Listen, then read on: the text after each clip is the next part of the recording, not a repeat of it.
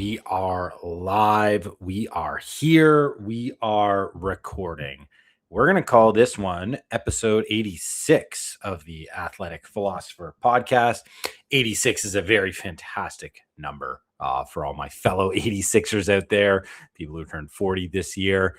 Two standouts from the year 1986 that have a special meaning to me. Number one, 1986, some scrappy rookie goaltender named Patrick Roy led the Montreal Canadiens to their 23rd Stanley Cup championship title in the year 1986, solidifying Patrick Roy as a legend, which is just awesome. And Patrick Roy was my favorite hockey player growing up, goaltender for the Montreal Canadiens until 1995. We're just not going to talk about what happened then.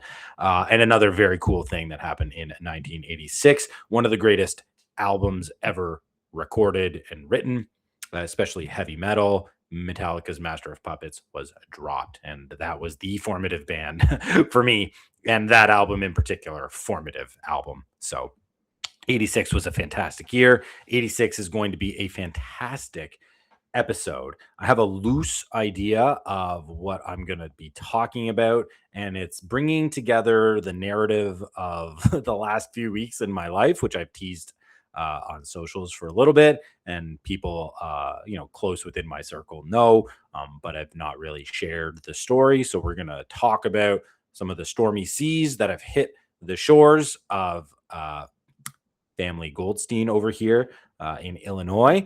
And it's going to become a really great way to talk about this embodied philosophy that I have, I won't say created, but we'll say stylized out of many different philosophical traditions, and that I've been practicing in my own life for quite some time. So it's going to be a great teach what you preach or live what you preach kind of moment. So we're going to be talking about like narrative. We're going to be talking about concept and idea. We're going to be talking about process. And also I'll be throwing and weaving in a couple of really neat and clarifying reflective ideas now that we're kind of through the storm. And these are things that are alive in my life, but clearly as well in the lives of the people that I'm coaching, because these themes have been popping up all over the conversations I've been having the last couple days. We are also live on Substack, so I want to thank my homies and my people over on Substack for joining in and taking in a listen. Thanks very much. If at any point during this recording you want to chime in, use that chat, ask a question, call me out on my BS, whatever you want to do. Let's make it interactive. Let's make it fun. Or you can just listen in. I appreciate you guys out there in the Substack world, and I appreciate everybody taking a listen back to this one who didn't get a chance to take it in live. Okay, do I bury the lead? Do I lead with the lead? Do we weave the lead in a thread of a story? I'm not even really sure.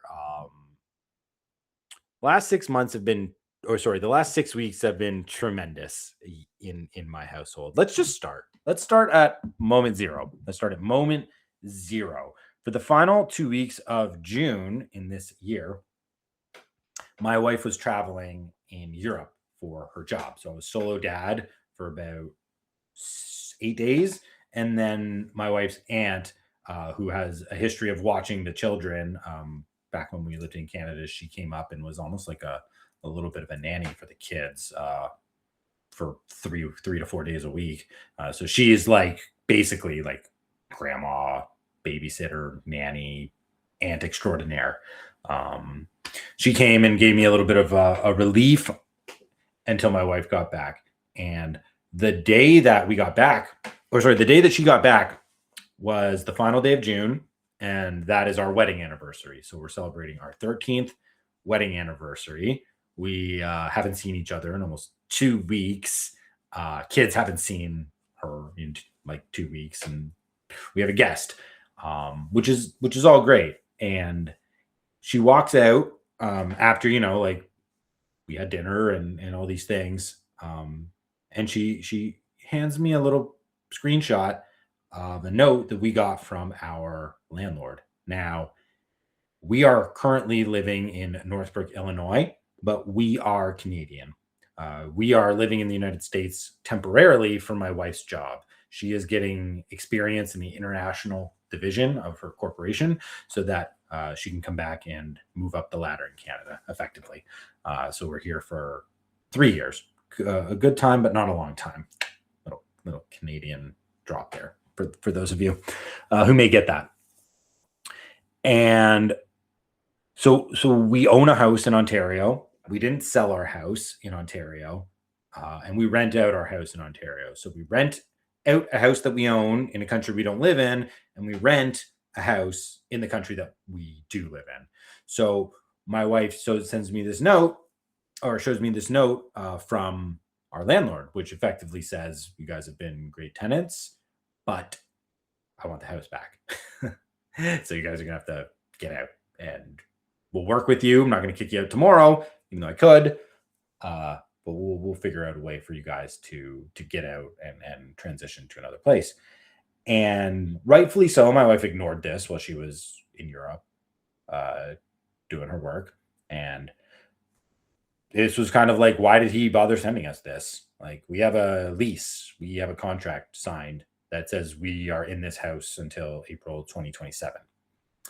Because we stayed in the house for a year and then we re-upped the lease and we negotiated with the guy because we're leaving next year, but we don't know exactly when we're leaving next year in terms of coming back to Canada.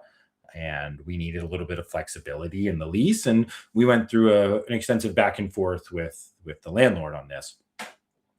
And so we're not really concerned. It's like the guy's, what is he threatening us? Like, we have a lease. Like, we're not moving. It's not a problem for us. Until we looked at the finer details of the lease, right? And whether this was put across on us or we made the mistake, it's immaterial. It doesn't make a difference.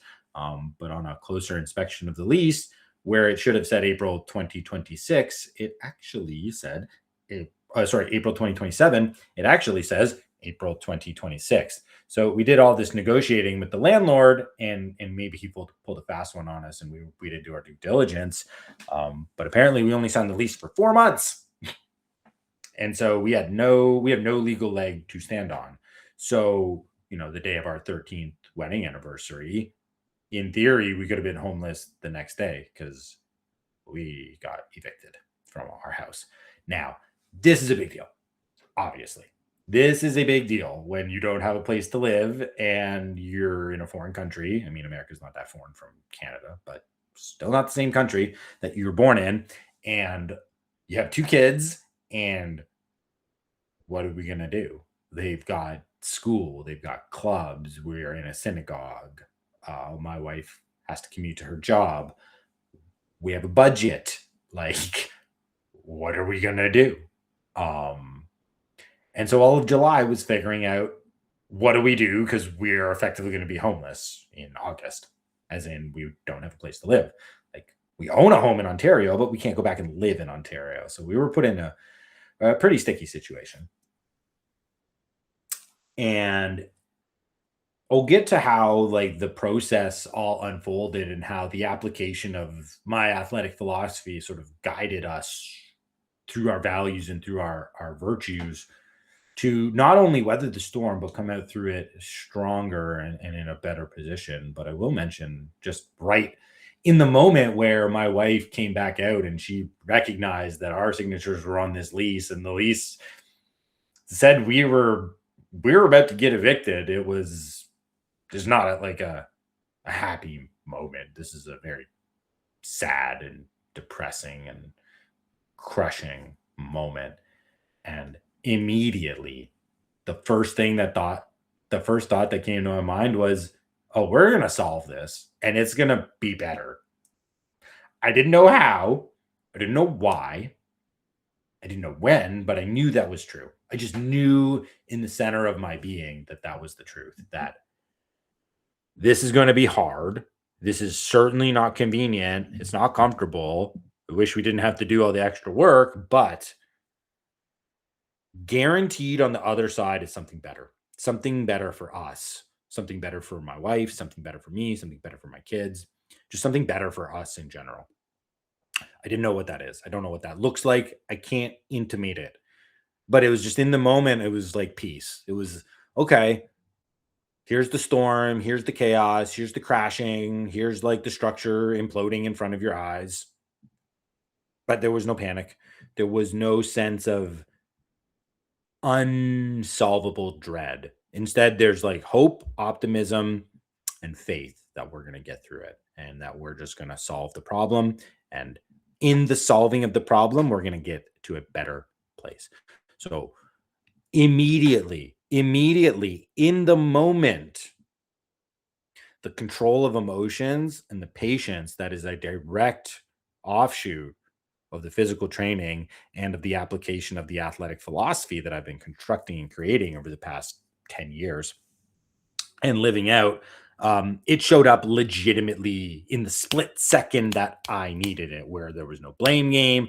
There was no woe is us, we're victims. It was just, we're in between a rock and a hard place and we got to get hard in order to get out of here. So we'll fast forward to the solution. um this opened up a lot of possibilities for my family. It wasn't as simple as just, well, we're just going to find a place in the neighborhood and stay in the neighborhood. Like, that certainly is the easiest thing to do, but is that the appropriate thing to do? Is that the right thing to do? Because, as I mentioned, like, we're moving back to Canada next year. We have a 3-year visa. It expires in December 2027, and I don't want to be detained by ICE. So we're going back to Canada. We're not extending the visa. um, we just want to get back to Canada. So we're gonna have to move next year. So the first thing that kind of popped into my mind was, well, can we Hail Mary this and can we get back to Canada right away? Like, can we skip the next couple months in America and just get to where we want to land for the next, 15 years? Can we skip the step where we just have to move in Illinois to another spot in Illinois? And so we had to exhaust all of the options. We had to figure out if there was job opportunities, if people would be able to bring my wife home, if we had to sort of get up and pack and move countries. This put a lot of my own things into jeopardy, especially the races that I'm doing. I have a race in Indiana the second weekend of September. Tell you what, if we move to Montreal in August, guess what's not happening? A race in Indiana in September. Uh, Also was in the process of signing up for Ironman Florida, which is a race I committed to do. But the week that I was going to sign up and spend the money to get the ticket, was the week this dropped on my plate. And again, I'm certainly committed to traveling to Florida no matter what, but competing in the race after the international move and now having to figure out the logistics of flying with everything from Montreal to Panama City Beach as opposed to just driving south from Chicago. Um, Both the races were in jeopardy. And so I had to kind of, in my mind, disassociate and detach from a lot of the things in the future in order just to make it through the present. There's some ultra marathon and endurance wisdom in that right there, for those who can identify it. Because when you're focusing on the end target, what you see is all the steps required to get there. But if you just focus on what you got to do to move to, like, say, the next aid station or to hit the next mile, it becomes a little bit more manageable. So I put out the ideas of what is this going to do to me by just, if I have to cancel them all, I'll cancel them all. You make plans, but things get in the way. And if you want to just force life to bend to your will, that's okay. But there's a gigantic tax that's going to come with that. And forcing myself into races when we didn't foresee being evicted and potentially moving back to Canada in 2026, that's not on the bingo card. So things are going to have to change on the bingo card if that happens. So we spent all of July exhausting all of our options. And it became apparent that we need to stay. There wasn't a really great opportunity for us to get back. And the work that my wife is involved in now, the reason why we came, right, to get her experience, she needs to be in her position to get that experience. She needs to see it through to, the beginning of summer, basically next year. So after exhausting all the opportunities and options and potentials for us, we determined that staying in Illinois was our move. And then we had to find a place to live. And this gets to part of getting to a better place. So right now we're in Canada. This is another one of these complicating factors. Okay. So we find out on the 30th of June that we don't have a place to live. And we are scheduled on August the 2nd to go back for an entire month to Canada. But we have to move. So what are we going to do? We're going to move when we're not even in the country. We're going to wait till after we're back, but then that school and the race, are we going to sprint all through July to get it done so that it's finished by the time we get to Canada, right? I'm sitting here in Toronto. And this is just another one of these complicating factors. We also had a family vacation in the middle, which we had to pivot. The entire family vacation, we were supposed to camp in the Upper Peninsula in Michigan, and wildfire smoke and rain put that in big time jeopardy. So we pivoted and we went 8 hours south to Tennessee instead. And we did this the day before we were supposed to leave on the vacation. So, all of July was pivot. All of July was improv. All of July was scramble to put order into the chaos that was seeping into every moment of our lives. And you start to get this sense, right, that the resistance is mounting against you for some reason. We have this landlord who, legally can do what he did, but, ethically, when and you've had these conversations with a family and you decide to still put him out, it just reveals your character. So it's not to say we're victims, and it's not to say we didn't leave ourselves exposed, right, for a bad actor to take advantage of that. But the bad actor still has to act and act upon selfish reasons as opposed to compassion and love. Well, the universe will get you, bud. Don't worry about that. I'm not worried about it. I'm not worried about that at all. So here we are. It is August the 6th, and we must be in the pursuit of greatness, bro. Something big happening in Indiana. I'll tell you that much. I don't know what the heck is going to happen there, but there's going to be something incredible. There's going to be some magic, unbelievable magic. We're hurtling towards that. We're hurtling towards that big time, Ron. Thanks for the comment. I appreciate you, buddy. And so here we are. It's August the 6th. August the 1st was Saturday. Okay, so what do we do on August the 1st? We signed a lease to a new rental house, and this was a lead that was given to us by one of the parents of the kids in our school. So we were able to rely on our local network to get a good house, a really nice house. Okay. And it's in a great neighborhood. We're moving from kind of like this subdivision off the side of the interstate, which is just its own subdivision. It's not connected to anything else. Right into the heart of Northbrook, right into the heart of the village that we're living in. So we're going to be a 5-minute walk from the library. And I take my kids to the library every single week. Now we're going to be going every single day.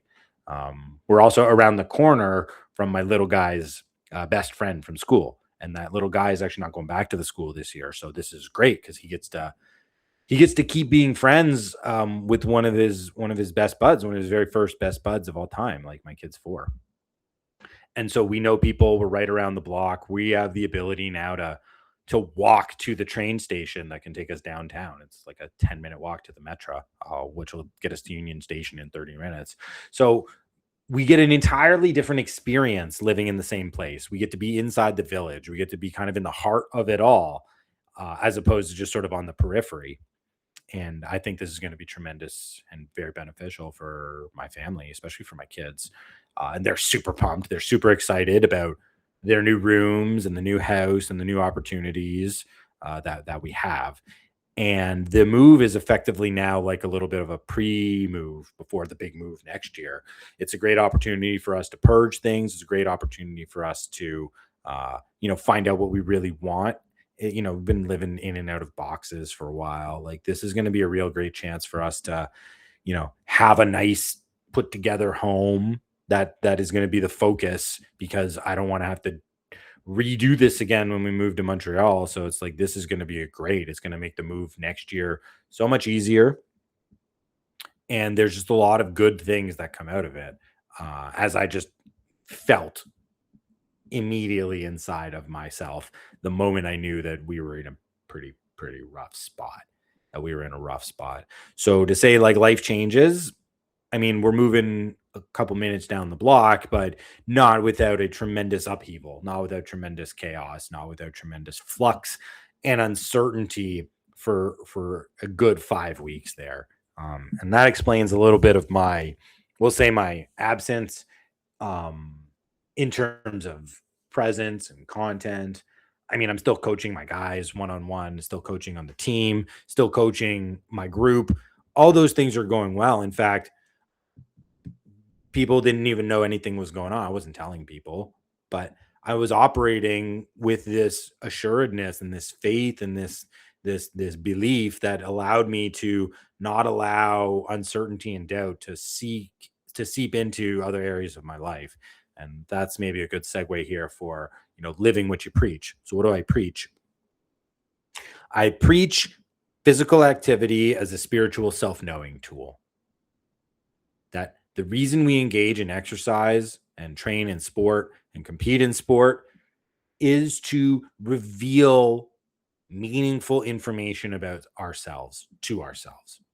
And that, you can think about that in a lot of ways, but the most important things that training in this fashion reveals are your values and the virtues that you want to live by, how to live a godly existence, like how to aim towards the pinnacle of your potential, how to make the right sacrifices. There's lots of ways to think about it, but ultimately that's the self-knowledge we're after.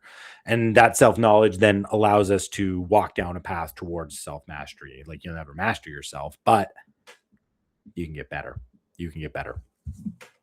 And when you do this, right, let's talk about how this happens very quickly. And I've talked about this in numerous podcasts before, but I was just spelling it out on a couple of calls this week, because now I'm sharing the story and I'm using it as an example of how you actualize, how do you act upon, how you manifest in the real world the character lessons that people tell you you're supposed to be learning when you play sports, right? Like me, for example. So the first thing is playing sports with an eye and an aim on self-knowing reveals your values. It makes them obvious. Why? Because training requires sacrifices. Let's just think about your schedule. If you're not training at all and you go to 3 to 4 days in the week, that's 3 to 4 hours potentially of time, right? Now you got to cut. What are you going to cut? Where's the time going to come from? Are you going to cut it away from your family? Are you going to cut away from your job? Likely not. I mean, people do, but those are the wrong trade-offs. The things you should be trading off are bad consumptive habits. Maybe you like to drink on the weekends, like a lot. Maybe you watch way too many sports throughout the week. Like maybe you're scrolling your phone. Like there's a negative habit, there's a negative action that you can drop. Or there's maybe not necessarily negative, but not as positive, not as meaningful. So training puts a demand on your time. And when you then have to reorder your time, the things you value become pretty apparent, as in, I can't get rid of this. A lot of the people I work with, these are dads, they got young kids. And it's like, I want to get fit for them, but I don't want to never spend time with them because I'm only getting fit for them. Right. So then we cut from other areas. And generally, it's you're staying up too late and you're doing the wrong things. And what we're going to do is we're going to wake up early and we're going to get after it. And then you're going to serve the rest of your people. And that's how it generally works. So you end up uncovering what is valuable to you simply through the operation and the action of training, if you're doing it with this understanding of self-knowledge. And again, why do I want the self-knowledge? For self-mastery. Because I want to reach towards my greatest potential. I want to be the best version of myself. And that's not just in the body, and that's just not hitting splits or hitting numbers on the bar. That's being the best dad. It's being the best husband. It's being the best servant. It's being the best employee or employer or CEO, being the best community member, being the best disciple, uh, you know, whatever it is, that is truly meaningful for you. There can't be too many of those buckets in your life. We're talking like three or four things, right? Yeah, you're composed of lots of interests and lots of likes and lots of activities that you want to do. But what are the things that are the most valuable? The things that are the most meaningful? Training helps orient us towards those things by demanding that we sacrifice, demanding that we give away in order to get. And it's through that sacrifice that our values become even more crystallized.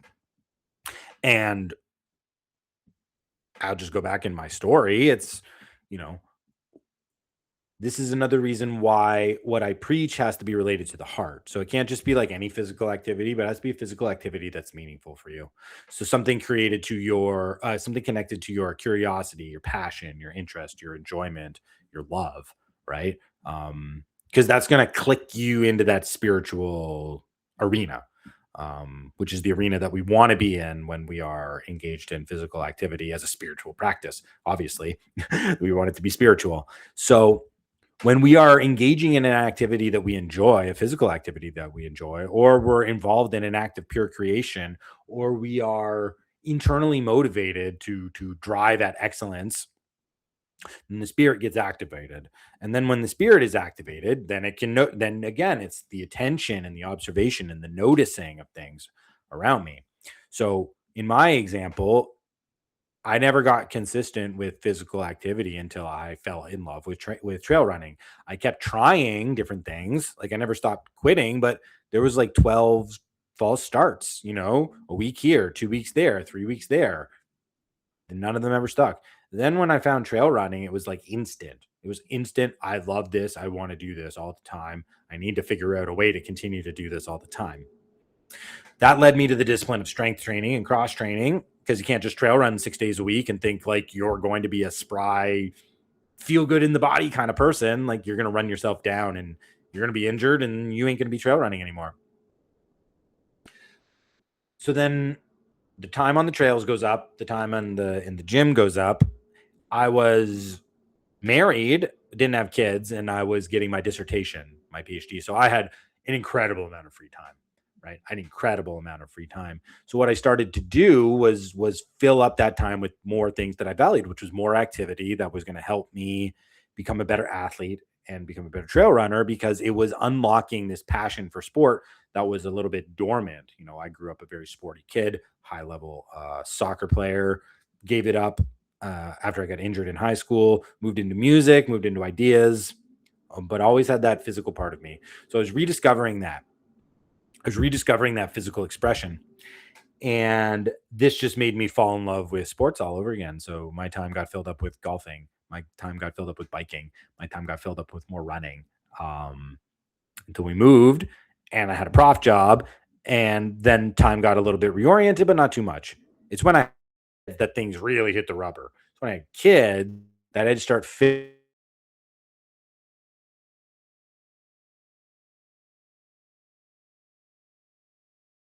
an hour to go trail running. Lucky us, we had moved out of the city of Toronto and we were living in the country. So trails were all over the place and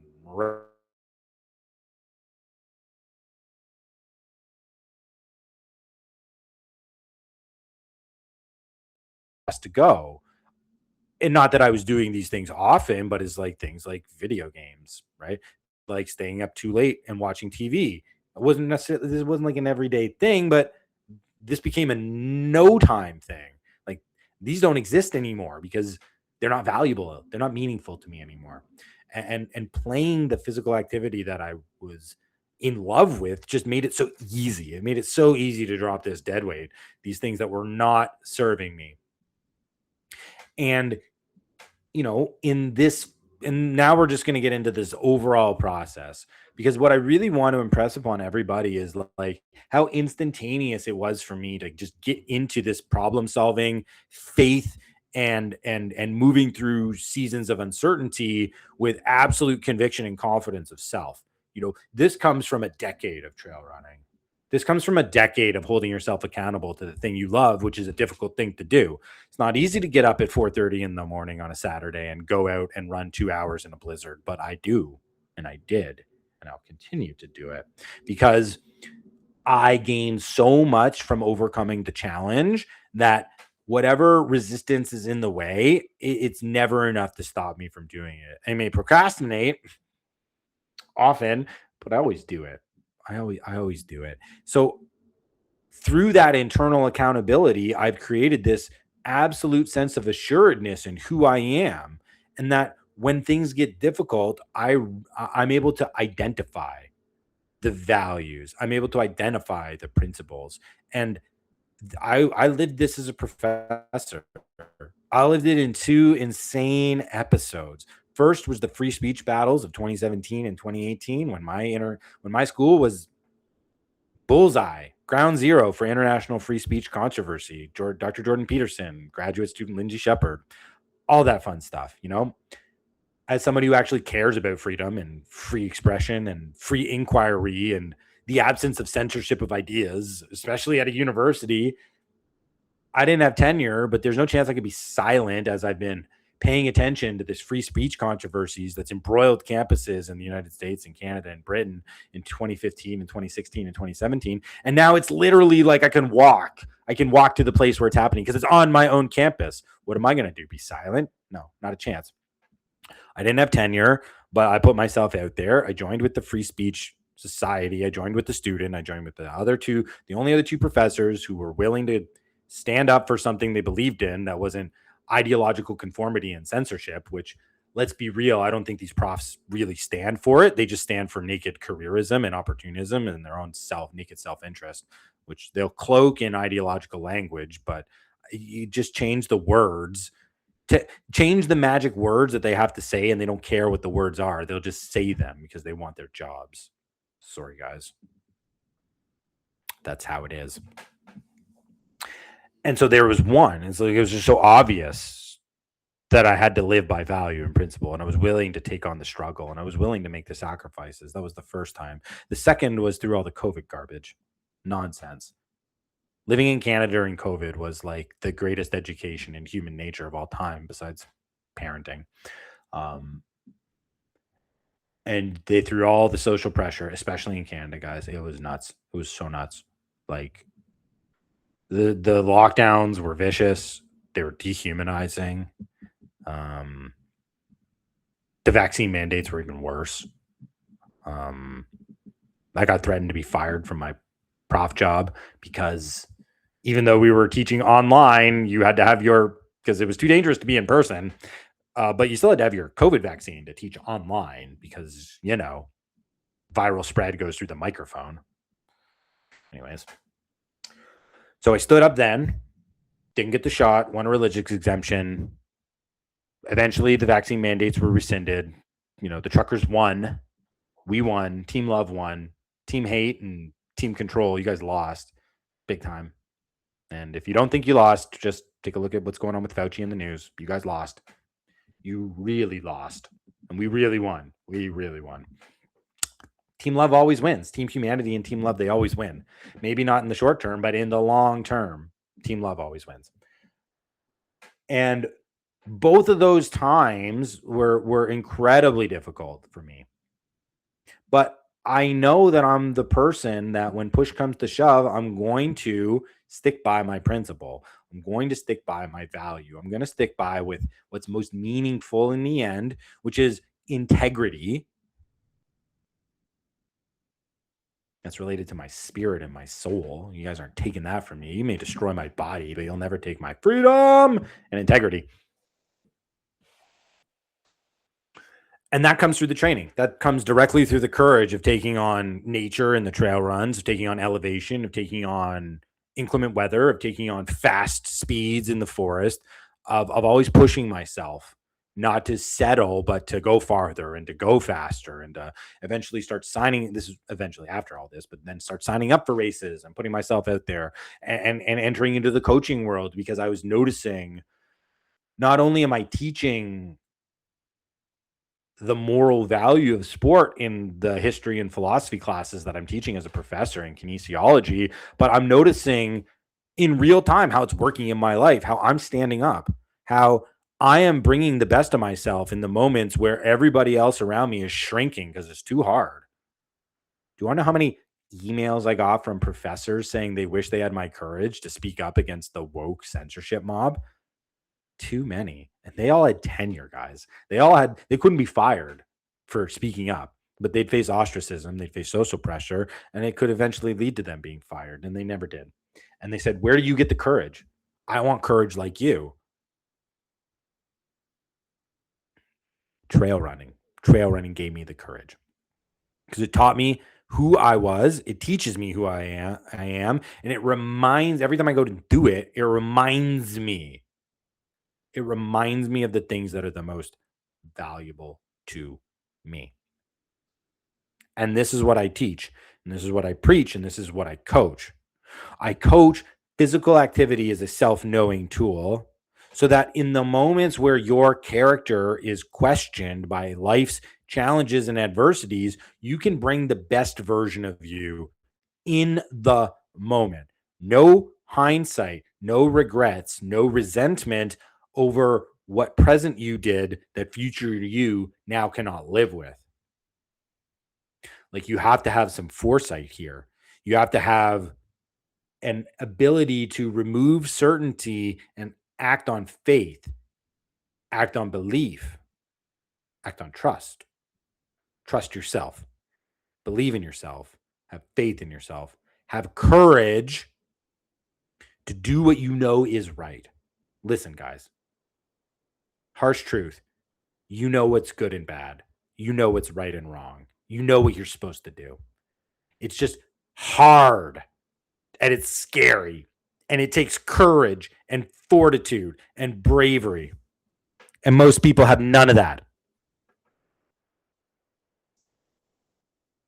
People like to believe that they do, but how many actually act that way? How many people actually bring that part of them when it matters? Everybody can be courageous in a crowd. Everybody's a coward when you're the one the crowd is after. And I've seen it work. Guys, I've seen this stuff work time and time again as a coach.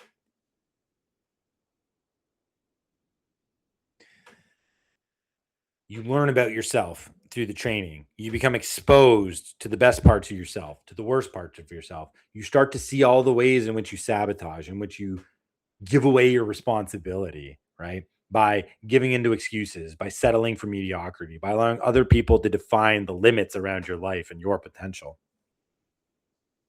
You give up victimhood. You take on the responsibility for your own life. You start to believe in yourself by stacking wins together, small wins, little victories over the self, going for a 10-minute walk instead of scrolling for 10 minutes on the phone, making the proper nutrition choice one time, and then allowing that one time to become two times, and allowing the two times to become 10 times with consistency. Small wins. The fitness world gives me a million small wins every time I show up. Sometimes it's the numbers. Sometimes I get to run faster when I'm trying to run faster. Yeah, a lot of times that doesn't happen. A lot of times it's not the numbers that provide you with the small wins, but it's more of the subjective elements. It's, man, I had a busy day at work today. I got home, I was dog tired. Last thing I wanted to do was work out, but I went in there and I gave it an honest effort. Wasn't the greatest performance, but I conquered the weaker version of myself that just wouldn't have done it. With giving into the excuses, right? And sometimes our excuses are good. Sometimes they're really good. That's not to say they're not. But you want to overcome yourself. You want to become a believer in yourself. Don't give in to the excuses. Rise above them. Transcend them. Transcend yourself. Sport, in the ancient Greek understanding, the people that gave us sports, that's the whole point. The whole point is to transcend yourself. Now, obviously, this gets represented viscerally in physical performance. Like I could run 2 miles and now I can run 3 miles. Perfect. That's an obvious transcendence of self. You had a limit, you've gone over it. Like you've raised your capacity, you've raised your capability. Fantastic. You do that consistently. You do that day in, day out, year in, year out. Guys, I am just telling you, you become the ultimate observer of yourself. You begin to detach yourself from emotions. You begin to see anger and frustration and joy and happiness and sorrow and compassion and all the emotions. You start to see them not as these things that rule over your life, but as signals, as indicators, as things to notice about yourself and then to pause and act from. So when I get despair, you don't have a home to live in, guy. Your family is about to be homeless. Despair, oof, blame, victim, entitled, woe is me, right? The universe is out to get me. Okay. That's not the definition. That's not the definition of the situation. That's just an immediate reaction. Okay. But the despair, because I've done this so often, and I really think ultra marathoning is perfect for this. Endurance, any big endurance event like Ironman or something like that works too.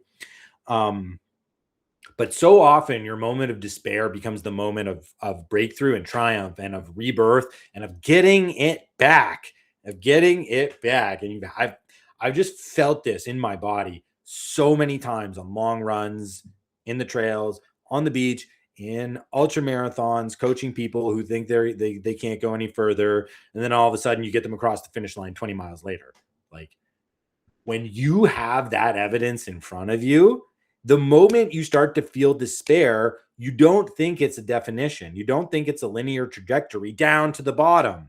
You think, oh, we can rise from this. Oh, we can get over this. Oh, if I keep going, it's going to turn. It's a wave. If I'm on the down and maybe I'm at the bottom, that means the up is coming. Right? So when I feel a moment of despair because life is throwing me all the shade and all the adversity and all the resistance I can handle, the immediate reaction is not to allow the despair to define the moment in a negative trajectory, but to recognize that despair is the precursor to the bounce back. Despair is the precursor to the hope. So long as I have confidence and courage and conviction and belief in myself, and I do because of the training. So the training is now working doubly. It's working doubly for me. It makes me a believer in myself. It allows me to make sacrifices that are difficult, but I understand are righteous. I delay gratification. I move with principles and values. But it's also giving me this incredible, visceral lived experience that whatever, let's say you're doing max rep pulls, like whatever it is, there's always this moment in physical activity where you just don't think it's going to happen. You're doing pull-ups and let's say you're trying to get to 15 and you do pull up 6 and you're like, oh my gosh, my arms are hurting way more than I think they should be right now. What do? Do you quit or do you just keep going? Like, and a lot of people, what they do is they keep going and they recognize, okay, well, yeah, 7 hurt and so did 8. 9 actually doesn't hurt that much. 10's not so bad. Oh, now my psychology's turning. Now there's only 5 left. Ooh, now I got maybe some placebo effect working for me. Now I don't even feel the pain in my arms. Boom, 11, boom, 12, boom, 13. Oh, the pain's back. Oh, this is really hard. But like I'm so close. I'm just gonna gut it out. And 14. And then all of a sudden 15 happens. And the one that the version of you that's back at 6 is like, I could have sworn my arms were gonna fall off. And then the actual you that hit the 15 is like, yeah, they're going to fall off because they're swole. Okay. So physical activity literally makes you a believer in the fact that just because it's bad now doesn't mean it's going to be bad in the future. And sometimes it is a linear, sometimes you just go down. That's how it happens too. Sometimes you don't get it back, but sometimes you do. And if you are consistent day to day in the training, you just know this is a fact because you just have to do it. And it's incredible. But every single day, I made this post yesterday. Every single day, you get a chance to prove to yourself that you can do something that you don't believe is possible for you to do. And who doesn't want to get addicted to that? Because if I'm doing that, guess what happens? I get to be a conqueror and I get to be a radical believer in myself. How cool is this? So then let's bring this up to the moment, and I'll talk about how I actualize this in the few weeks, and then maybe I'll sprinkle in some of these concepts. But this is just turning into a really solid narration and then an insertion of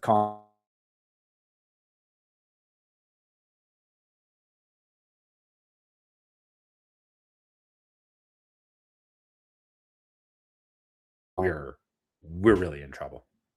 Like, the lease is to 26. It's not to 27. And she's like, kill me now. Put me on the train tracks and have it run me over 10 times because that's how I feel. I feel worse than that. And of course, we're very similar. So she's solution oriented and she's trying to make the problem go away in 2 minutes, which is not realistic, but it's the impulse of taking responsibility. Like, we are a take responsibility family. So there was never this like, who's going to help us? It was more, how are we going to get ourselves out of this? But in that moment, it's like, I don't feel any negative pressure. I just feel optimism and hope and a sense of calm and peace. Right.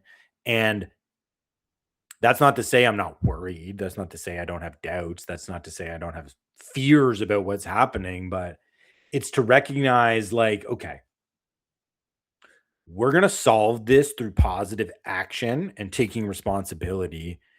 So I do not need to let it dominate my life. And I don't want it to dominate our house. And I don't want it to upset what I believe is, you know, the most valuable function that I have, as a dad and as a husband, is to provide harmony for the house. I'm in charge of harmony for the house. For a lot of men, harmony comes through providing, right? And that's okay.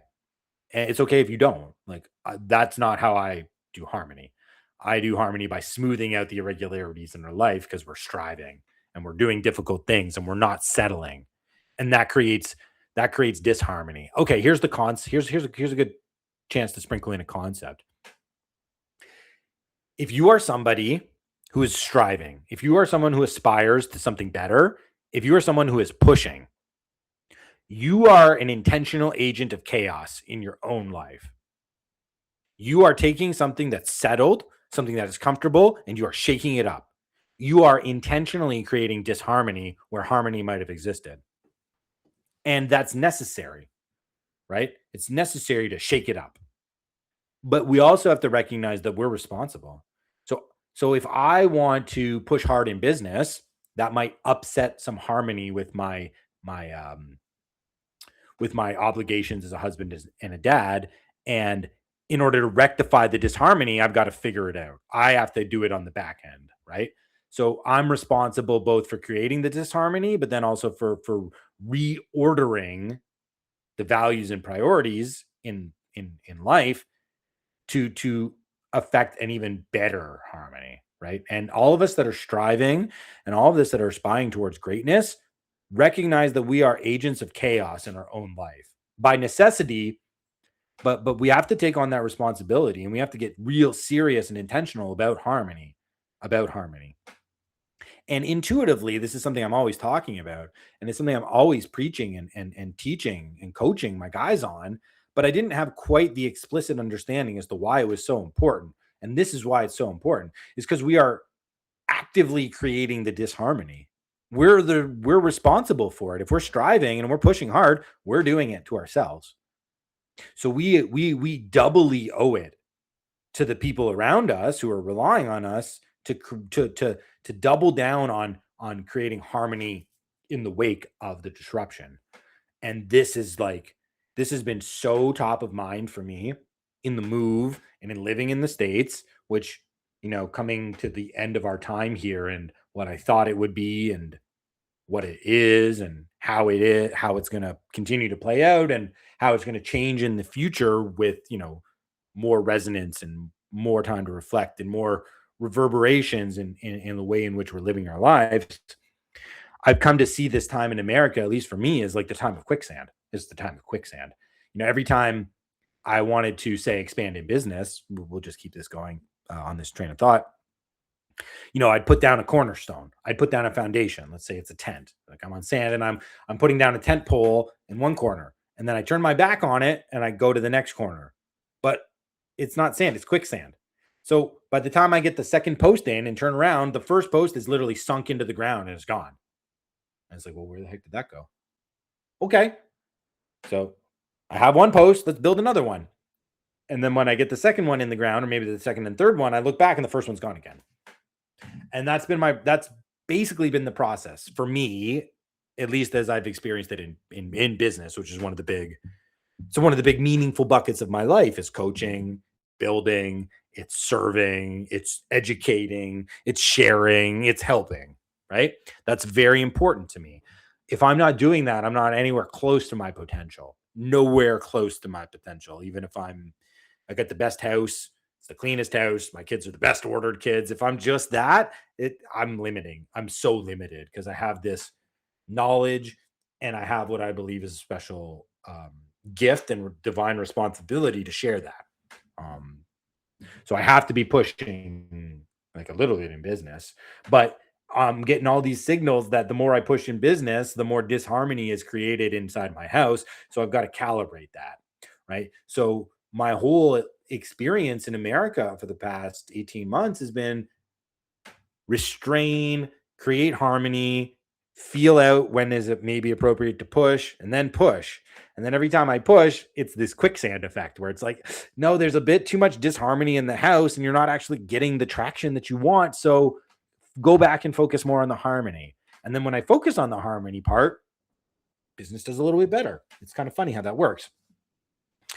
It's kind of funny how that works. So I've been operating in this push back, push forward, go hard, restrain kind of infinity wheel for a long time now. And this is actually what we've been talking about in my coaching group. We've been talking about when to push, when to pull back, when is it appropriate to restrain yourself, when is it appropriate to push forward. And I think it's related now to this idea of harmony. And we can think about it in terms of consilience and feedback mechanisms from the world, but there's more importantly, there's this internal sense that things are right or things are not right inside of you, that something is off, something is not being given the proper attention, something is being given too much attention in life. We have this internal compass. And again, if you're training and the training is aimed at observing yourself, the compass is very big and easy to read, right? If you're never getting in contact with yourself in a self-knowing way, the compass may as well be buried under a foot of sand. You're never going to find it, right? Unless you got a metal detector. And most people don't walk along the beach with a metal detector. So good luck finding it.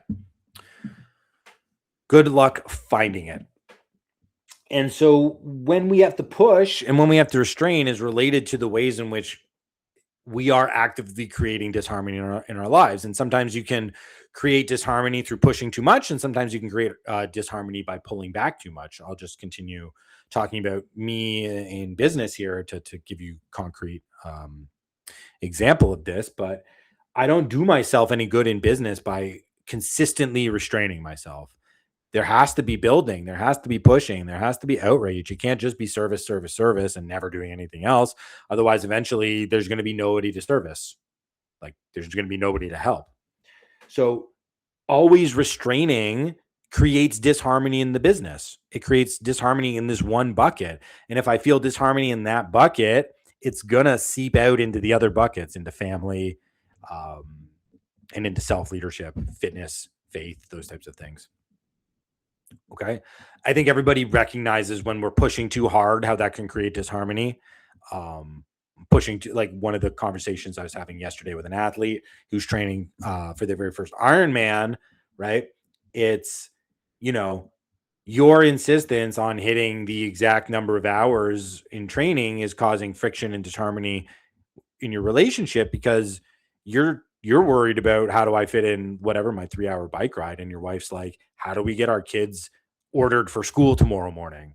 Right. And your bike ride is not as important. And to be fair, it's not as important, especially because this athlete has been incredibly consistent now in the past year, 18 months. They're not the same athlete that they were when they got into endurance, and they may have actually needed to hit everything because they weren't A, physically prepared, but B, psychologically confident in their abilities. So they need the training to reinforce their confidence in themselves. But this is a guy who's crossed many finish lines, who's done incredible things, all while upping capacity as a dad and as a business owner. So he doesn't need the 3-hour ride right now on a Monday night in order to cross the Ironman finish line in 8 weeks. He still needs the bike, but maybe he cuts an hour out of the bike ride and the other hour goes to family planning. Now things are back in harmony. Like, everybody understands that pushing too hard can create disharmony. Recognize that restraint also creates disharmony. So then the solution is the inverse. Like, if I'm pushing too hard in one area to recalibrate harmony, and this again is to all those strivers out there, I've got to restrain in some other way. I've got to bring restraint into the process. And if restraining has been the problem, well, then pushing hard is the way to recalibrate.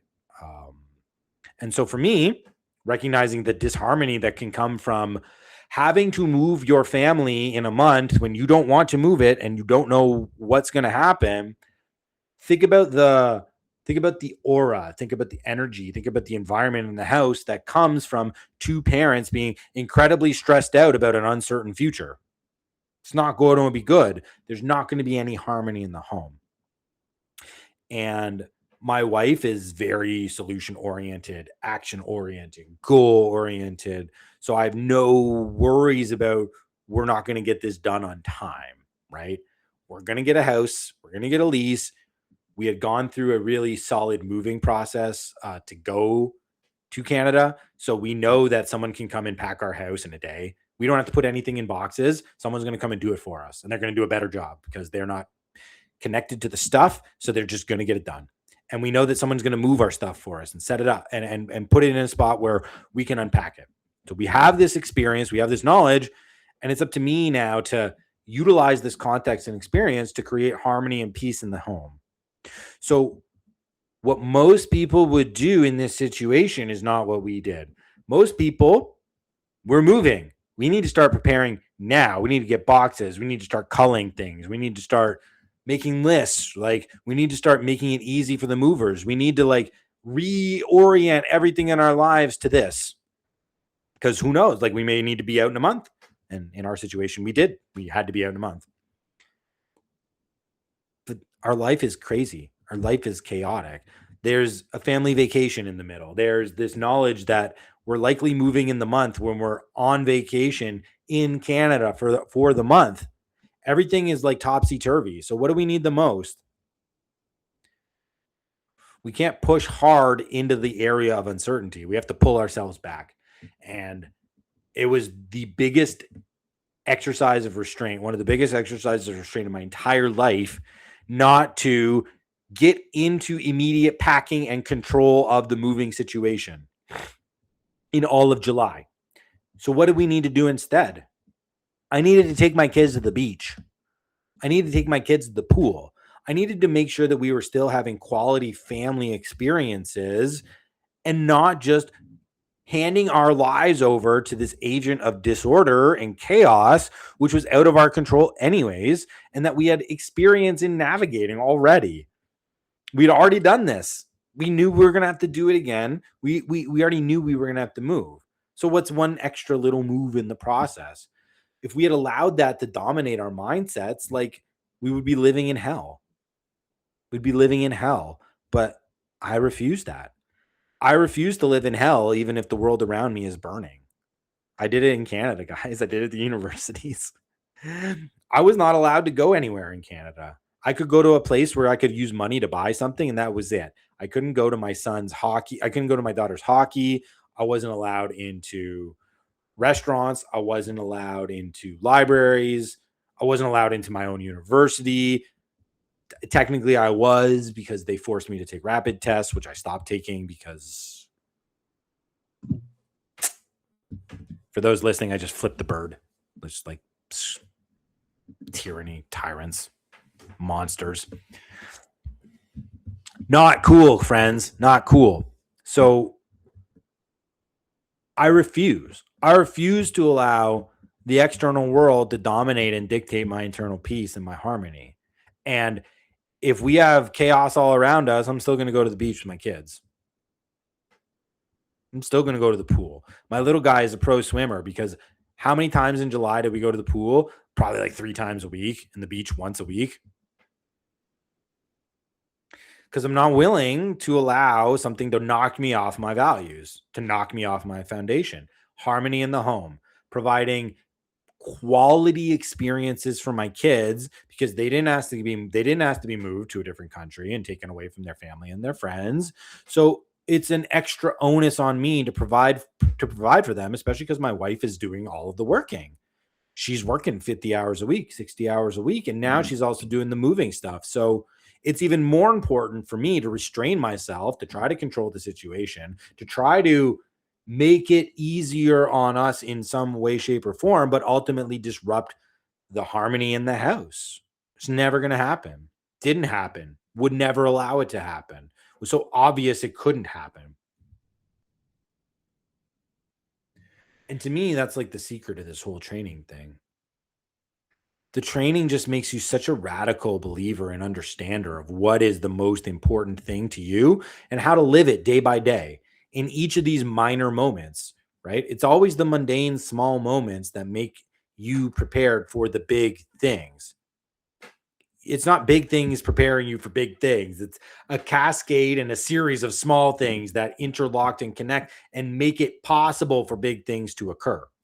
Hello, training for big events.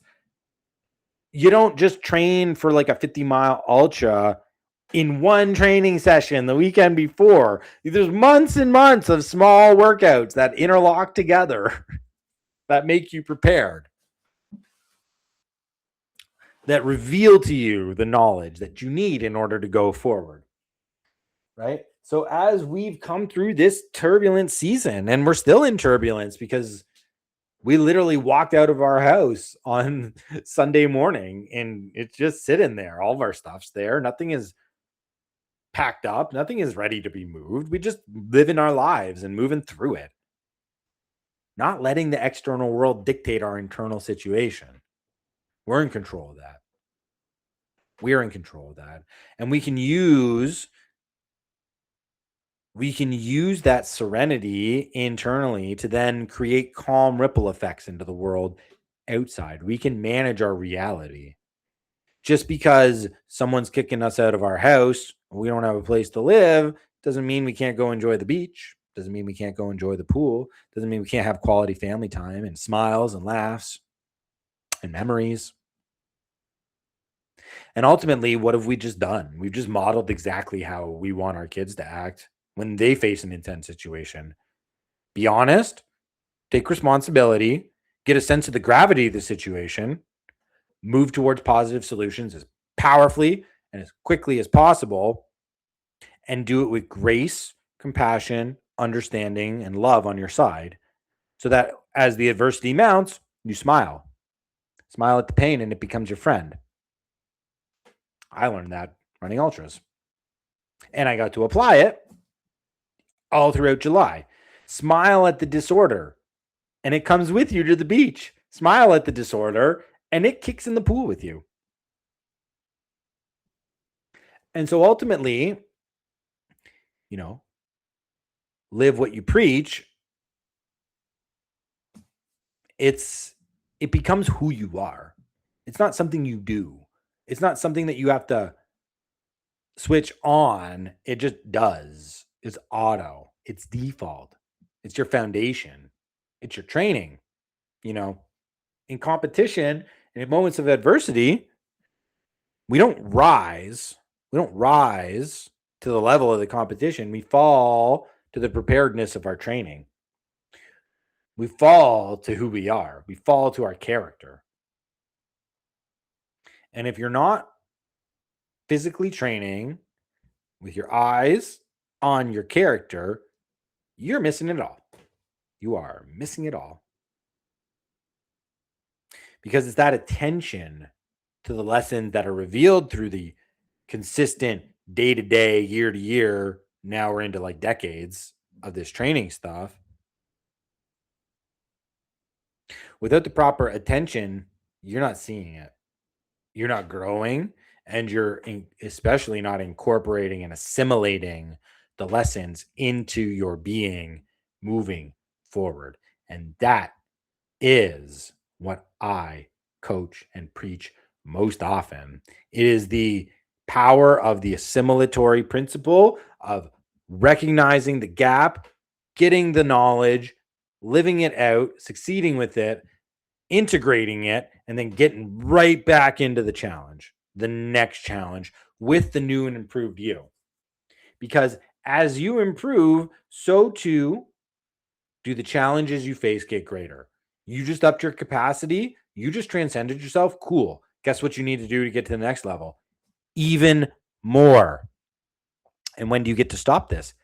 Never, because you'll never be perfect, but you'll always strive to be. It's another one of those beautiful paradoxes. Live within it. Don't try and solve it.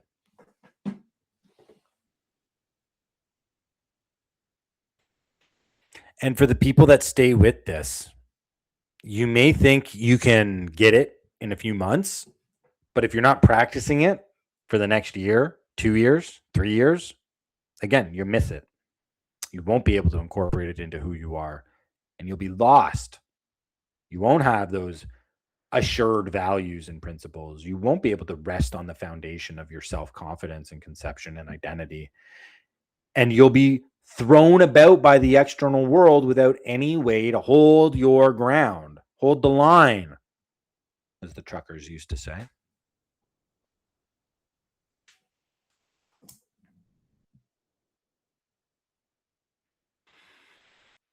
And I just want you to be a radical believer in yourself. We win team humanity and team love. We win when individuals are empowered to be the most courageous versions of themselves, to listen to that internal compass, that internal signal, that conscience, that divine spark, and to go after it and make it real through action. To be courageous, not to be the coward. And courage takes many forms, and it looks very different and depending on your context and your circumstances. So I hope through this narrative and this exposition of the stormy seas that we've been going through, that you can become a radical believer in the way that training can orient you to all the solutions to the problems that you're going to face, because it's all inside of you anyways. It always has been and always will be. You just need a process that's going to unlock it. You just need a process of continual overcoming to ensure that you can live with the freedom to be yourself. And one last note. What have I been doing in training? Because I have a race, a backyard ultra, September the 12th. And for July, I had to forget that I was in a race. So how did the training work? Training was my place of stability. Training was my foundation. I had found such a good groove with 3-sport training, and especially with a weekly cadence, that I just didn't mess with it. I didn't try and push. I didn't try and add anything. I just needed some place to go to have a sense of stability, as my entire world was quicksand and tornadoes. So Monday swim, Tuesday fast road run, Wednesday bike, Thursday slow trail run, Friday bodyweight calisthenics, Saturday long run, trail long run or beach long run, Sunday active stretching and mobility. And you could switch Saturday and Sunday depending on the day, because sometimes Sunday would be the long run and sometimes Saturday would be the mobility and the strength day. But long run into Monday swim is gold too. So it doesn't matter to me. Both of those are great. And knowing that there was a real comfort level in that stability of training and how it was making my body just feel good. Less joint pain, less muscle pain, increasing VO2, increasing run times. Everything was working. I didn't have to touch it. I just needed to go out and execute it. So in this sense, the training was the foundation and the stability that I needed to properly restrain myself from allowing fear-based emotions to dictate the harmony in my house.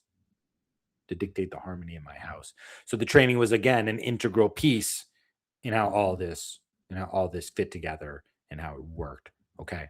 I think that's all I want to share for today. Thanks everybody for being with it. I appreciate my Substackers. I appreciate everybody listening to the pod. If you like what you hear in terms of this approach, how it's worked for me, how I apply it, how it's effectively a form of magic in my life, positive magic, and how I've been able to affect it in other people's lives who I coach, and you want to get a little piece of that action, show notes will give you the direct information to get in contact with me through email or to follow me on social. You can always send me a DM. DMs are open if you're listening in Substack and you want to get in contact with me. Messages are open. All the links to my contact and my information is also on my page. So go check that stuff out because this is how we win together, team. There's a lot of people out there who they got a good program. They got flashy tactics. It looks good, but they don't run it themselves in the moments when it is the hardest. A lot of structures don't pass the stress test of what happens when everything hits the fan. I just told you about a month where everything kind of hit the fan. I didn't even tell you about the tree branch that smashed my window, or the basement that flooded, or the tick that got onto my son's head the last day of our vacation, right? Or a whole host of other little things that created resistance and adversity along the way in this absolutely historic month of July 2026, which I will never forget this month ever. Wild. What a wild month. Right? So I ran my own philosophy on myself in a season of tremendous turmoil and chaos and flux. And just like I knew back on June 30th, the moment we got thrown into this whirlwind, I just knew we were going to come out better. I knew we were coming out better, and we have, and we will continue to come out better. And ultimately, what else can you ask for from a system? What else can you ask for from a philosophy that, when put into practice and lived, actually delivers you towards the good life and your ability to move through all the negative external elements and internal elements that prevent you from living the good life? I think I've made my case. So if you want some of that, get in contact with me, and brother, sister, be my greatest honor to put you onto this feedback loop, this positive feedback loop, where you are so strong in yourself that nothing in the external world will knock you off. And you think you ain't been tested hard enough yet, to which I say, bring it on. Peace and love. We'll catch you in the next one.